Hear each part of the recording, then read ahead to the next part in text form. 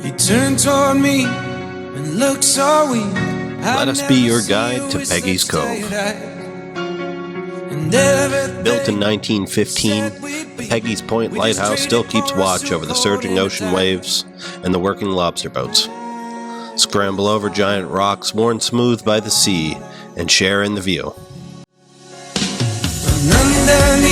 We'll allow you and your group some time to self-explore the lighthouse site and, weather depending, take in the sounds of the local bagpiper. Shop at the various artisan shops, take in a snack or lunch, and satisfy your inner culture vulture at the William de Garth Art Gallery. The earth has music for those who listen. Take some time and breathe in the ocean. Join us on this fully private, fully narrated 3.5-hour tour.